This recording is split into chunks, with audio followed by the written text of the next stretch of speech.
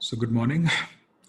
So as usual, let's begin with the 1 minute of silence. Just be aware, just be.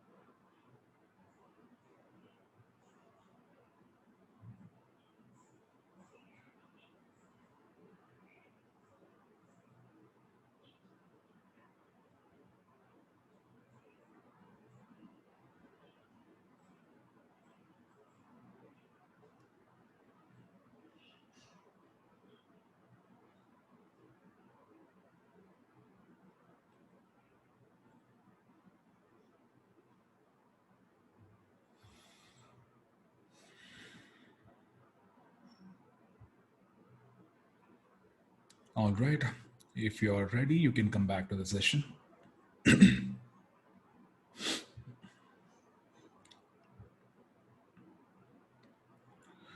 So quickly, let me tell you what I have done and what we can expect in the next 2 days, today and tomorrow, what you can expect from the sessions.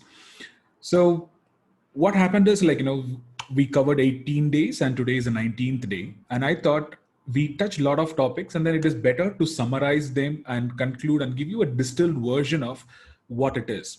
So even if you're taking it later on, it should be easy for you to understand what are the topics that we discuss and explode that comes handy for you.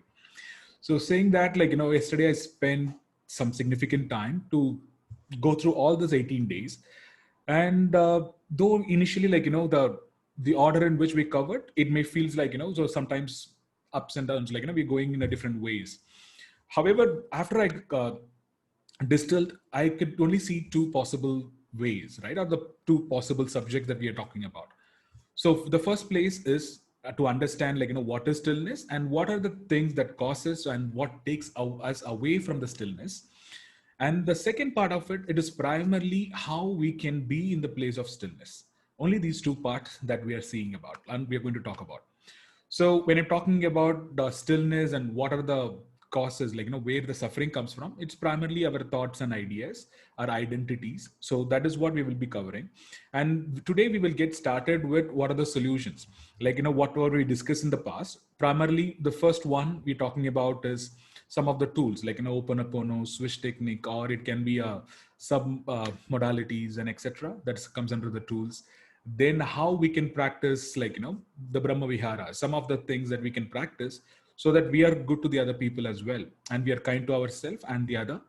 And then from there we can go to the larger things of being it be a non-attachment, that is impermanence part of it, or then we can go to the other one, the oneness, the macrocosm, microcosm, and etc. That is larger identity, that how we can associate. So that way we feel that we are all connected. So that is how I just split into two parts. And today we will get started with the first part. What is stillness? And then we'll go into where the problem arises, from the thoughts, identities, and etc. Then we will touch upon the place of Brahma Viharas. So this is what we are going to discuss today. And tomorrow we will cover the rest of the things. So that being said, again, we start from the beginning. So what is stillness? So again, if you ask the question even now, stillness is not something that we need to practice and do something for hundreds and thousands of hours or practice or something to attain or to get. It is something which already exists between with you as well as within me. So by saying that, the moment you acknowledge this program or the post that when you saw the inner stillness, there is some part of you, which is the inner part of you, which already acknowledged what this program is and what is stillness is. So that way you already know what is stillness is. And also the stillness is some place which yesterday I was thinking about, and then I realized it is not some place which comes and goes. It always exists. It existed before we came to this world, and it will exist even after we die. So what I mean by that is, if you look at the stillness, even when you're talking about in a mother's womb, obviously there is a place of stillness that is existed within us, like for the 9 months or the period that we spend. And I'm sure that there is a place which is away from all those sensations, stillness, and I mean away from sensation, physical being, mind, and thoughts.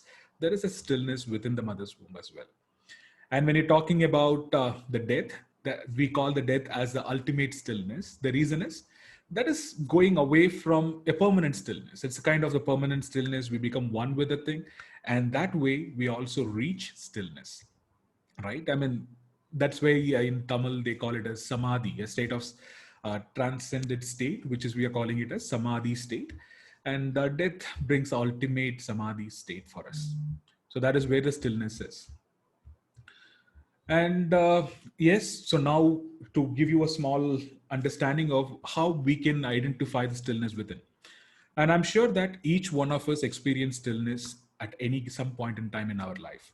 To give you a few examples, the first one is whenever the moment you know that there was a silence, that you observed a silence or you witnessed and experienced silence in the surrounding, like, when you're out in the outer world, maybe it is a serene place or somewhere, you like, something that freaked you out, like, man, this is too silent, like, there is no sound here. So maybe that time the outer silence reflected your inner stillness as well, because the moment when we observe the outer silences, only when our mind is quiet and calm. So that is a place that we are talking about as a stillness. And the few other examples that if you can talk about, it is very simply put, like, you can talk about the space between two thoughts, where the moment we ask ourselves what is going to be the next thought, there your mind may not work. There sometimes it gives a brief period of stillness. That is, the thought doesn't occupy the space, rather it gives a stillness between the thoughts. And that's another place that we are talking about. And a few more example is obviously in the whatever the place, wherever the place you are in, the whatever the sound that you may be listening or hearing right now, the underlying factors, it is always a silence. So all the sounds, noise, and whatever happens, it is on top of it. So there is a silence which exists all the time, even during the beautiful music play that you hear or listen to. Between the two notes, the silence is what it makes it more, like, enjoyable. So that way, those silence are what we are referring it as stillness. Between the breath, there is a stillness. Between the when you inhale and exhale, there's a stillness. So this is something that what we are trying to do. And why do we need stillness in the first place? As simply put, the stillness is a state of mind that we can carry. It is not to become an enlightened being or other thing. To start with, just be aware of what is happening to us internally and externally, and then be aware and react or respond in the right way instead of reacting. Like Siddharth already said, that instead of reacting, we can be responding in a much more responsible way. So that is what we are talking about, taking responsibility of our life. So the moment we are taking responsibility, that means that we are aware of our own inner state. If we feel agitated, we know we are agitated. If we are feeling sad, we know we are sad. At the same time, like, whatever the things that from external that happens to us, we are aware of it.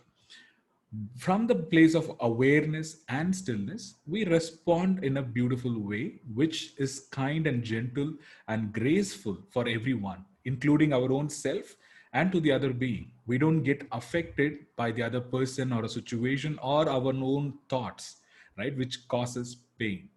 So that is why we are looking at why inner stillness and why do we need it, right? Most of the time we spend on the quest that conquering the world, whereas what bothers us day to day is the tiniest thing at house, like, the things that happen in the family, in the workplace, or in the public place, right? So how do we manage that, and how to be graceful for that, like, how to respond gracefully?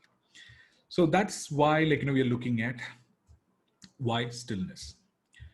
So before we go into the next layer, or when I say next layer, so the golden Buddha story that came into my mind, which I shared in one of the sessions, is obviously below, I mean, to reach the inner stillness, there are a few layers that we built already, right? So the layers are primarily, we are talking about, we are too focused on our thoughts or we're too focused on our emotions or the sensation and external people and what they are speaking and etc. So these are all the layers that we build, but beneath everything there is a stillness. So that's why the quote that you must have read in this post is, beyond the body, beyond the sensation, beyond the thoughts, beyond the mind, there is a place that is a place of stillness. So we are exploring how to reach that place and keep that place with us in a day-to-day life. So now the problem place comes in. So where exactly the problem lies? So why we cannot be in the place of stillness as long as that we want? The first and foremost place is the thoughts. If you simply think of it like, at this moment, as you're listening to me and hearing you're here, there is only one thing. There is me obviously speaking, that is from the external. And within yourself, you're left alone with your own thoughts. And obviously, thoughts also triggers different emotion. It's kind of take you in a ups and downs ride all the time. So what happens over a period of time is we become prisoner to the thoughts. The when we become a prisoner, we completely lost ourselves in the thoughts, and by the way, the thought itself is not bad. It is just that we fuel the thoughts with a lot of things. Like, it can be our belief, identity, values, and etc. And then we fuel it so much, it becomes boom. Like, it bursts out and we are uncontrollably within the realm of thoughts rather. So we are covered with that. So that is what we are looking at, as in, how do we be gentle with the thoughts? How to be kind with the thoughts? And one of the example I shared earlier is, our thoughts are like ripples. It comes, it goes. It doesn't stay for long.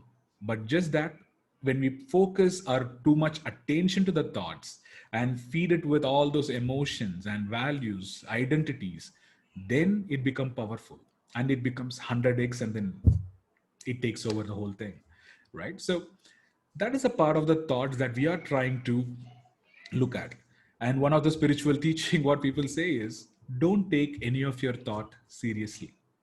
So what it means is, the moment you even, without any of those things, whatever we may be learning or what we are discussing, the only one thing is, if you don't take your thought seriously, whatever it says, naturally there will be a stillness. You're not bothered by the thought.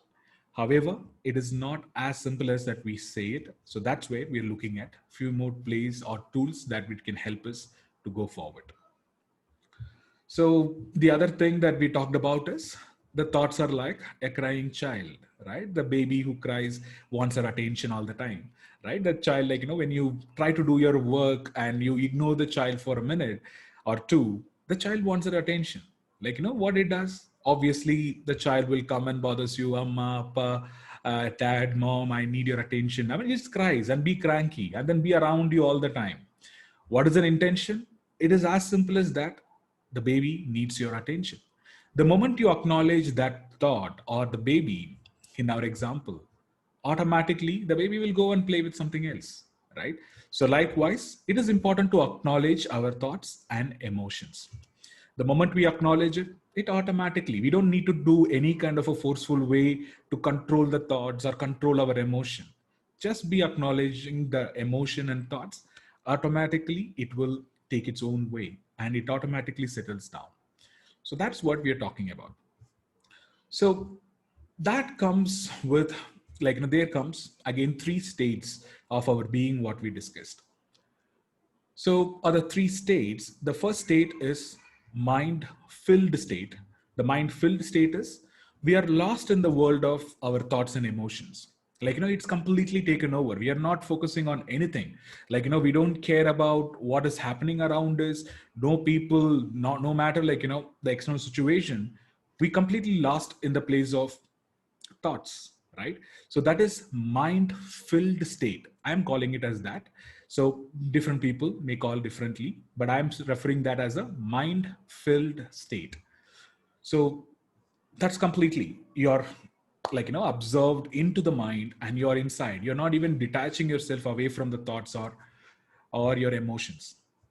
And the second place, what we are talking about is mindful state.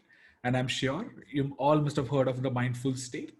The whole idea of the meditation is to be aware of what is happening to us. It is not to control anything or to change anything. However, It is as simple as that, being mindful of what is happening, right? Very simply, we practice so many days. It is as simple as that, what is happening physically with our sensation, our emotional state, and being aware of our thoughts and etc. So that is mindful state. And then there is a third place, which we are talking about as mindless state. So when I am referring to mindless state, I am referring to a place of you becoming an awareness itself, right? When I say that, uh, it is from the place that where you experience a time where it freezes. No more you're differentiate, you're no more absorbed into it, but then you're completely immersed into the work that you're doing. That's what people call it, being in the zone, or people call it as being in the flow. So that is a one way of it. The other way, the negative way of mindless, also it can be through some kind of an addiction, right? So it can be it can be TV. You completely, you're out of your mind, but then you're focusing too much into the TV or a series and news, or something even addiction to some kind of a substance, alcohol or anything. So that way also we will lose our mind, because that gives us the altered state where you're not in your thoughts, but you're in somewhere else. That is one singular thing. There is nothing happens outside as well. So that is what I'm talking about as mindless state. In a good way, mindless state, as I said, being in the zone of a flow state where the time doesn't exist. It freezes, you don't know. You might have spent a lot of time, but it looks like 5 minutes. So that is absolutely being in the zone or in a flow state. So the three states: mind filled, mindful, and mindless, we are talking about. So here there comes where is the problem now comes from. So it is not the thought alone, it is not identity. But then what happens is we can cause three levels of problems for ourselves. The first level of problem is we don't need anybody, we don't need any situation. It is just our own mind. Right? When I say our own mind, the mental voice that we listen to or hear all the time, which keeps on repeating, you're bad, you're not worthy, and you're unlovable, and you're not good enough, right? So it keeps on going. You don't need anything, you don't need any person to stimulate or to the situation. We keep our own self in a place of suffering, because these are the words we keep repeating. Our mind keeps repeating this and we keep feeling bad, and then we suffer. And then comes people. Of course, in a day-to-day life, we are all surrounded by people. It can be our loved ones, or it can be any person in the community, society, extended family, etc., or in the workplace. So all these people can do certain things, and what happens is that can hurt us and then go or make us feel the suffering. So that's the second thing. One is our internal mind. Second is external. The third thing what we're talking about is a situation. So mostly what happens is the situation, either it happened in the past or in the future. So one is that we are expecting something to happen. We don't want the present situation as it is. So what we want is we want it in some other way. That is our own idea that if this external situation is like this, then I'm happy. If not, I'm not happy. Right? So that is pretty much our own definition and idea that this is what I want. This is how the situation, and situations are not in my favor, and then I'm feeling unhappy about it. I hope you can get that, right? So in the past is some situation that might have happened, and then we still feel bad about the thing, and we hold on to that thing. Oh, why that happened to me? Why that situation happened to me?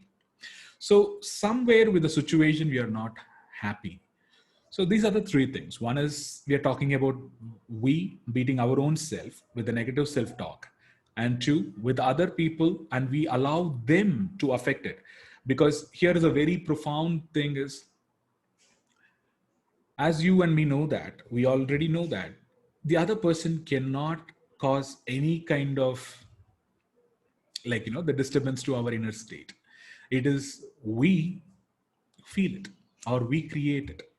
So let's take a small step to give you a quick story. So the story is how we cause our suffering to our own self is, once there is a monk, and he feels that he is disturbed by all the other people in the monastery, and then he wants to meditate all alone. So what he does is he takes a boat and then goes into the middle of the river and then, anchor it and starts meditating. He closed his eyes, meditating there. At that moment, he realizes that, another boat, it came and crashed with his boat. And then he feels so agitated. He feels that who's this guy now who came and, dashed and then hit my boat. And all the reason why I came here is not to get disturbed and then meditate peacefully. And there is someone else, uh, came with the boat and then hit me. And then he was so much angry, and then he is agitated, and then he feels, man, this is not acceptable. However, he still closed his eyes, right? He just closed his eyes and then he's going through all the emotions, and then he feels anger and etc. And then when he opens his eye, he sees that the boat is an empty boat. There is no one else. So that's when he realizes that it is not someone else as he thought of, but then it is his own mind which is causing that anger. So this is an illustration of not the external situation, not the people, or our own self, what we think of ourselves cause all those anger and suffering. It is we cause it our own self. And that is the first step to take a responsibility of what is happening to us. So that being said, these are the three things. And where is this, the three things, why do we feel that I'm not good enough? Why do we feel that I'm unworthy of love? Or why do we feel that the situation, it is I cannot cope up with this? Where is that coming from? And where is that, the people, oh, it is me versus them. It is always I versus you, right? My thought versus your thought, my perspective versus your perspective, my idea versus your idea. And then in a larger form, we also make groups. The groups are simple as that. We'll say, okay, these are my people and they are your people. And we will fight between that two. So we will form a larger identities, larger set of people, groups, and we go into clash between those two things. So this is the birth of understanding the identities itself, right? So all these sufferings are caused by some level of identities. The first level is what we believe it is that, for an example, what we believe about myself. Either I feel that I'm a good person or a bad person. That is my belief after all, right? So obviously that needs a lot of step to self-inquiry. We can do that. That's the first step. And the second level of identity is with people. And where is that identity comes from? Just give me a minute. Yeah. The second type is comes with people. So we have a lot of identities which we created. And with identities, nothing but the belief that how the other person should behave, right? This is how the other person should do. If they don't do it, that means that this. We create a mental rules or the mental definition of what it is, and we stick to it. And that way, we feel everyone as every other person as our enemy, or other group of people as our enemy, other country as an enemy. Every single thing that we feel as an abstracted version of always me versus them, or me and you versus you. It's kind of always, it's a conflicting thing. So the root cause all comes to identities, and as well as talking about the situation. Even for the situation, what is our identity? It is as simple as that. Our idea of how the situation should be becomes our identity. And how this identity is formed is what we are going to look in the next step. Let's quickly go through that. Yeah. So in the past, we went a little more deeper into identities. So the identity is essentially anything that we are attached to, right? So anything, when we're talking about, it can be a place, just give me a minute.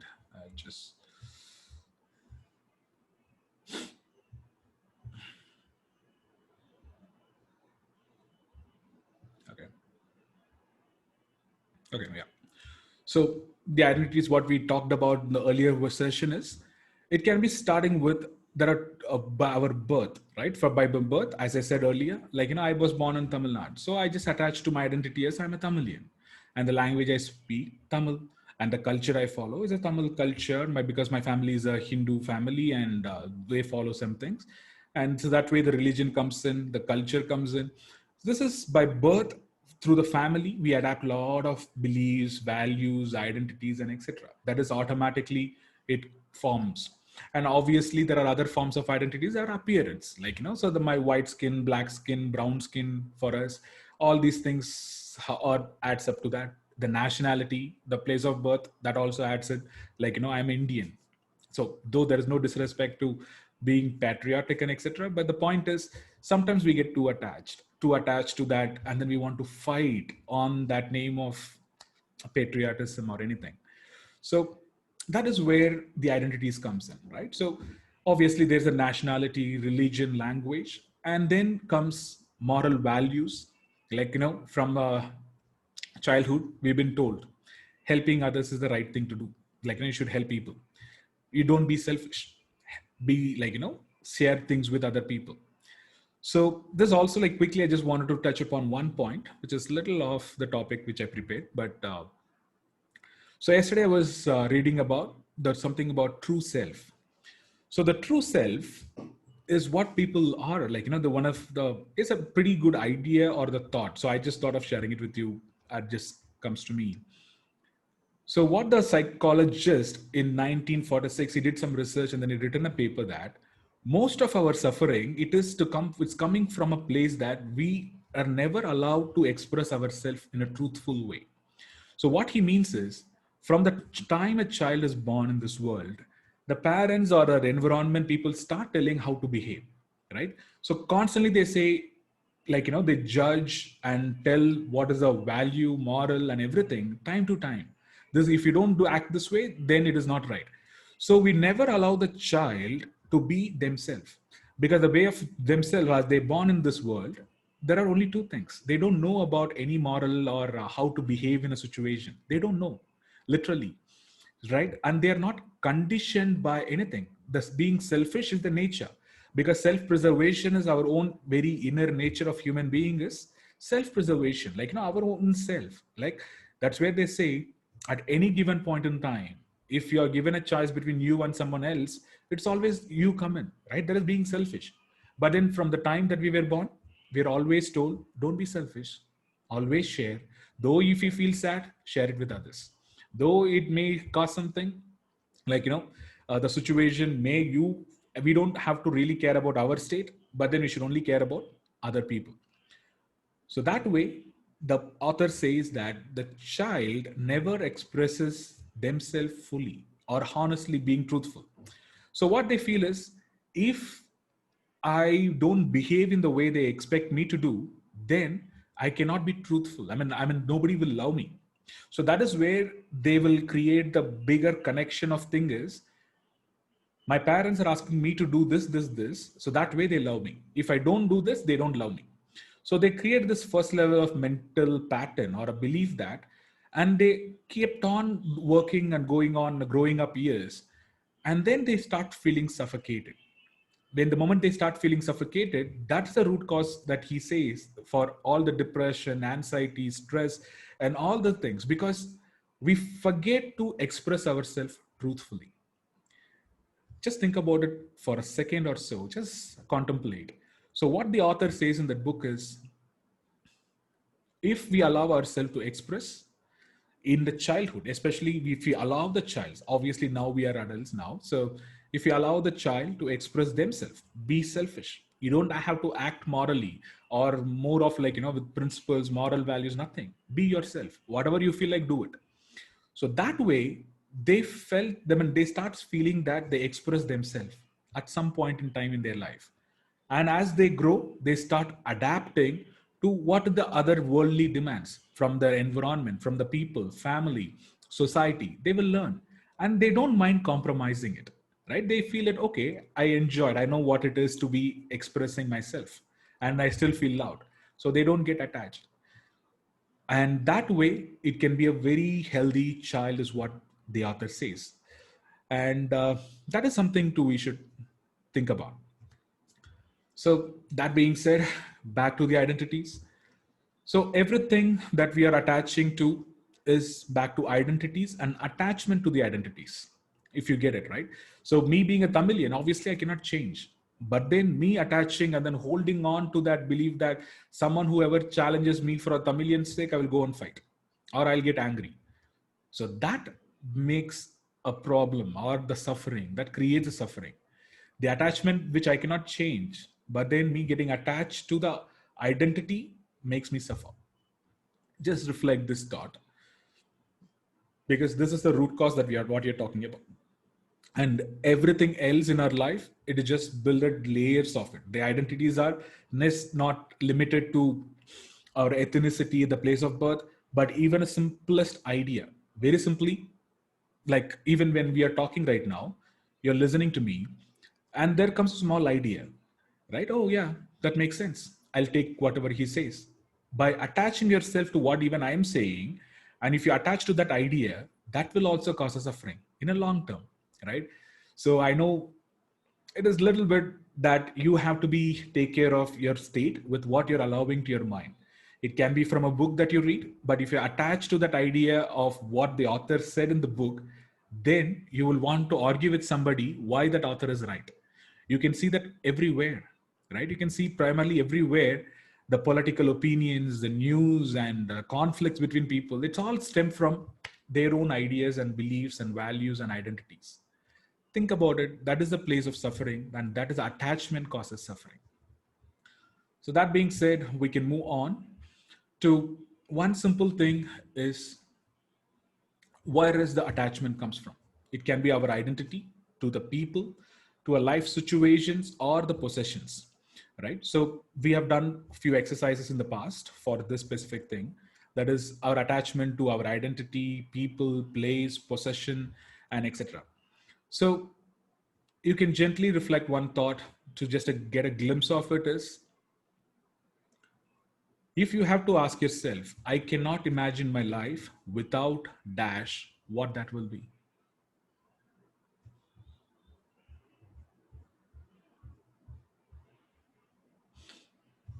I cannot imagine my life without dash. So whatever you say, that becomes your attachment. It can be anything. It can be people, it can be possession, it can be your house, or it can be your place, or it can be anything. So that is an attachment. The moment you start understanding that your attachment, then you will understand that where your anger comes from, or where your restlessness and anxiety and all these things comes from where. So that is what we are going to explore in the going session going forward. And with that being said, now the primary construct is breaking identities. I mean, the identities and attachment to identities. So there comes a few of the things like, so how do we break our identity? Because once we understand that the root cause of all the suffering is our identity, how do we manage it? How do we come out of it? So to understand that, the first level is when we can start using tools. The tools is a lot of tools. Like, the only thing with the tools is they are super helpful for us. It helps us at the moment, like, it can be some technique that we can learn, some quick fix tool, and that can make us calm for momentarily, right? So that is where the tools comes handy. And some of the tools what we discussed in the past is the first one being Oponopono. So especially the Oponopono comes handy when we are talking about the past situation, people, or event, or within our own self, like in our pain, our own thoughts. We can do Oponopono, which is as simple as that. I love you. I'm sorry. Please forgive me and thank you. So we can relook into it if you feel that that makes sense. So the Oponopono is the technique we discussed, and the second one we discussed is a swish technique, and the swish techniques also, like, adds one more layer is submodalities. So these are the things, like, the submodalities used to make things so small, like, the situation or a people or a event, like, which we don't desire. We can make it, like, submodalities working with our own inner mind, how it sees it. To give you an example, or to make you remember what we discussed, if you're someone, like, afraid of snakes, if I ask you to think about a snake at this moment, the moment you think of a snake, you will picture the snake as closest to you, as vivid as possible. Because the submodality works in is how our mind register a thing. It doesn't have to be in front of us.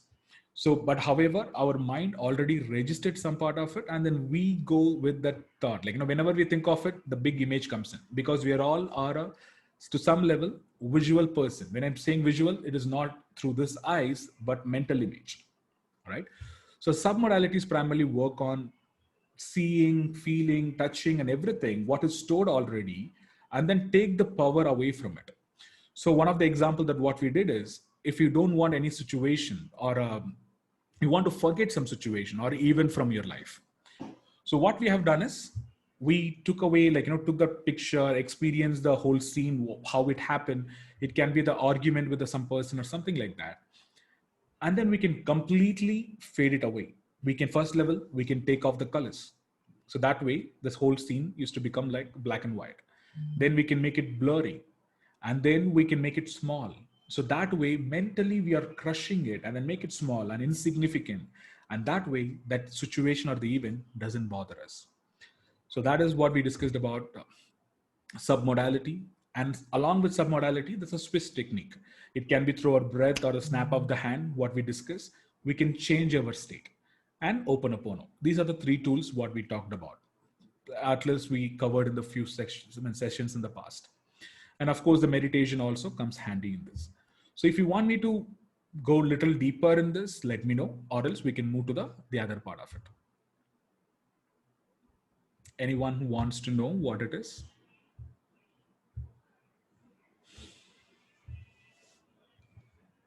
Okay. So as I understand, okay, so we will go to the next step. So obviously, I will share a list of tools that you can rely upon, or what you can, the list of tools which can come handy to you when you need it, and I will share the list to you, right? So, and if you have any questions also, you can always reach out, and then we can discuss how to practice some of the tools or the use tools. So that being said, the only problem with tools, the tools are sometimes, I'm not saying all the tools, but most of the tools are like a quick fix. So when I say quick fix, it is something we want to change for momentarily. It is not permanent. So I given an example of a dead rat. What is a dead rat example? So if you are in a house, you're smelling, some bad smell is coming from somewhere. You don't know what it is causing the smell. All you feel is, oh, it's not smelling nicely, pleasantly here. What can I do? Quickly, you go and grab a, say, perfume, room freshener, and then you spray it all over the whole room. And for momentarily, you will feel all pleasant. Oh, nothing wrong. Everything is back to normal, because you're taking in a pleasant smell. And then the effect of all the perfume and the room freshener fades away. And then again, the bad smells start coming back. Again, you may have to go back and start using the room freshener once again, if you keep relying on the tools. However, what is a wise way of doing it is the other way. That is the deeper way of doing is, you go and find where is a dead rat. Maybe yes, it needs little more effort of you going and searching. But then the moment you identify the dead rat, you can take it out of your house and throw it. That way it is gone forever. You don't need to waste your perfume or room freshener again and again for temporarily. So that is a big thing, that what we are going to look for. What are the different ways to be there, right? What are the different ways we can approach the same identity, thoughts, and etc., but in a different ways, what we can do. I hope it makes sense to you. So we talked about the tools. Now we will go into it. And we will end the session today with discussing about this Brahma Viharas. And post that, tomorrow we will continue on with the other ways that how we discussed in the past, like be awareness, or being impermanence, or being oneness, the macrocosm, microcosm, understanding that everything is connected, and all these things we will cover tomorrow. So when you're talking about,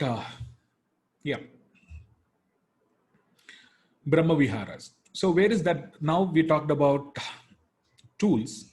So why Brahma Viharas is pretty important, or what is that? So very simply put, whatever the Brahma Viharas, it is a four things. Like, the first one is we are talking about loving kindness. The second one, we're talking about a compassion. Third one is empathetic joy. The fourth one is equanimity, a state of balance place. So I'm sure that we've been told, and from our childhood, the three things at least, if not equanimity, be kind to people, be compassionate, be joyous in others people victory as well, celebrate others people victory. So these are the three basic things which we've been told. However, it is pretty hard for us to follow. That is where the whole thing comes in. So, for an example, let's go with one each of the Brahma Viharas, quickly try to summarize what it is. The first level is like we're talking about loving kindness. The loving kindness, I'm just leaving out the Pali words for it, like, Maitri, Karuna, Mudita, as well as Upiksha. I'm just leaving that for now. And whereas we focus on this one, like, loving kindness. So whenever you're talking about a kindness, more than anything, the kindness starts from within, right? So we should be kind to our own self. Before we be kind to anybody, situation, people, be kind to ourselves. Be kind to our thoughts. Be kind to our emotion. Don't become critical in terms of judging the thoughts, judging the emotion, being feeling judged by our own self. And that is a painful place to be in. So the first place, what you're talking about, loving kindness. So loving kindness is show kindness to ourselves, right? As simple as that. Then obviously we can go outwards and help people. Then we talked about compassion. So what is compassion? So compassion is see other suffering as your own suffering. When you really feel that somebody is suffering, you cannot be happy in someone else suffers, right? So you feel that they're suffering, you need, I mean, like, they need help. You help people genuinely.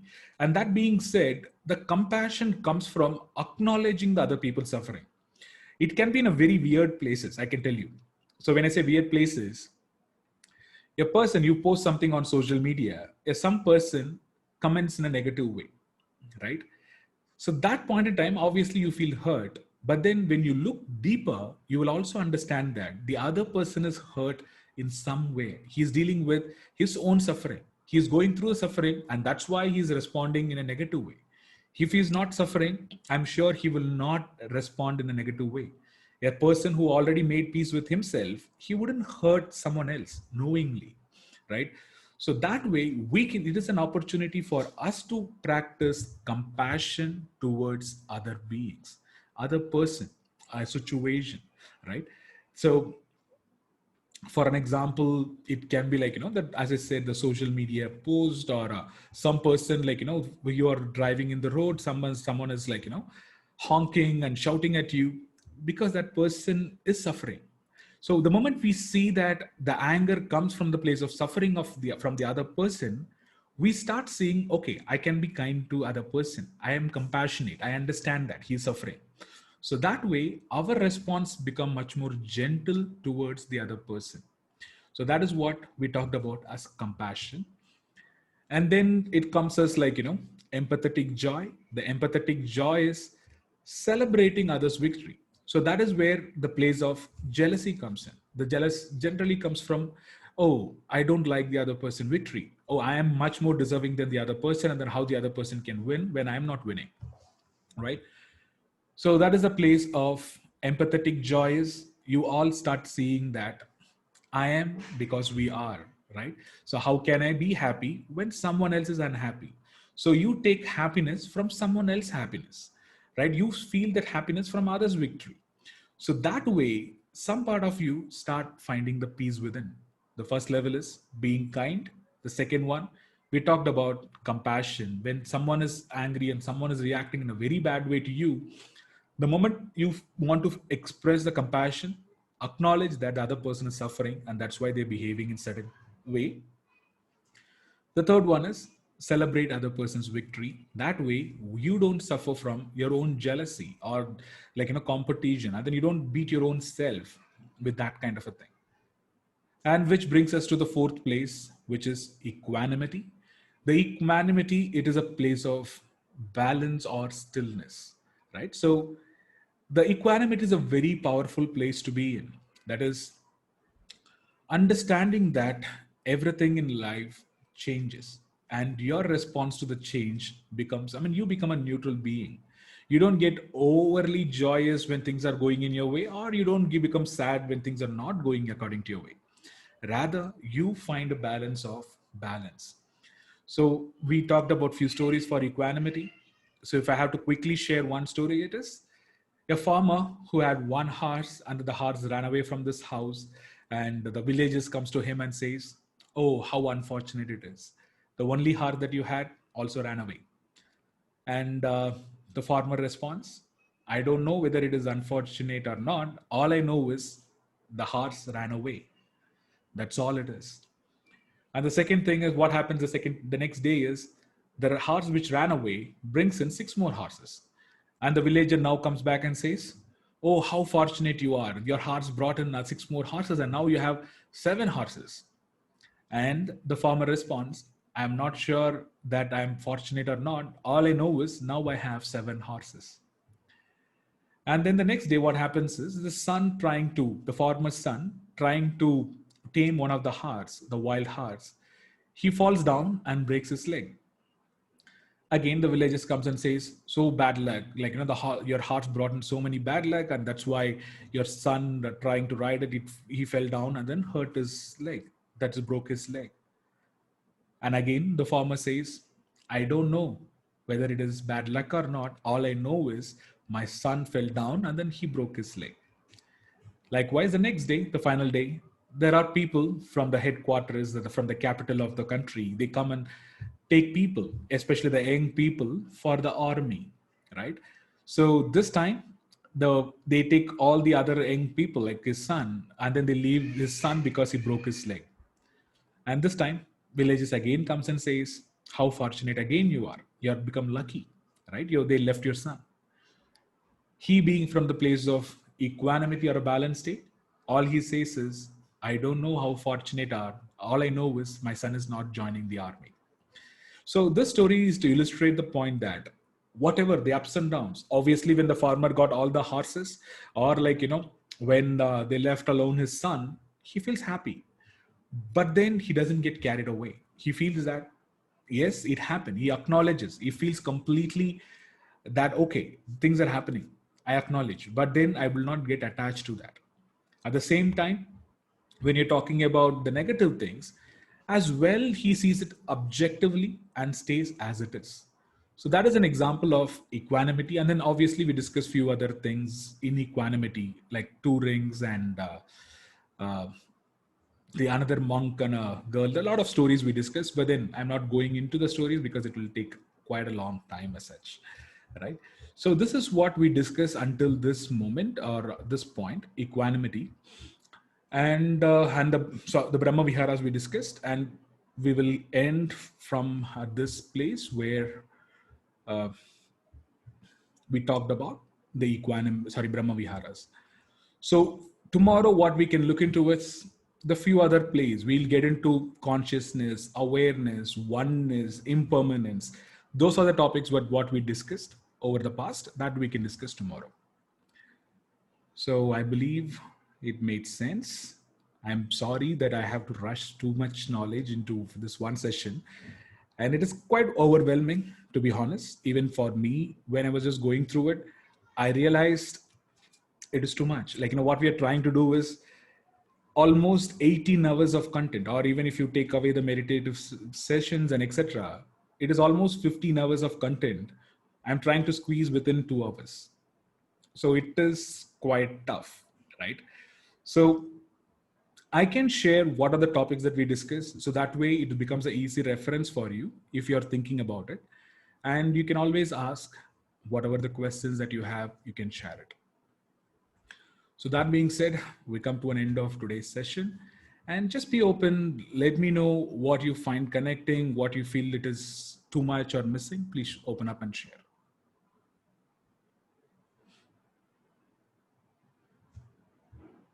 Anybody? I just like to hear, is it too much or it is not clear? Maybe I should have done something better. Please let me know. So that way I love the feedback. Kushal, okay. Is there anything that we know? See, obviously, today we just started off with how to approach the whole situation.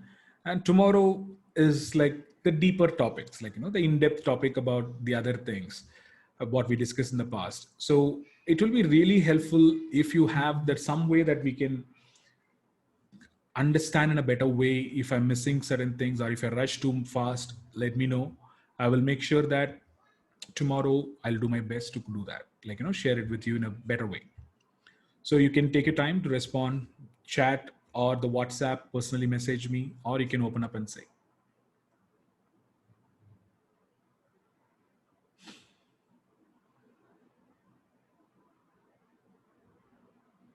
All right. So I will take it as no at this moment. So yes, so with that, we officially come to an end of day 19. So tomorrow being day 20, we will review the other important aspect. And the final day, somehow I came across a few other things. Like, I thought I should share it with you.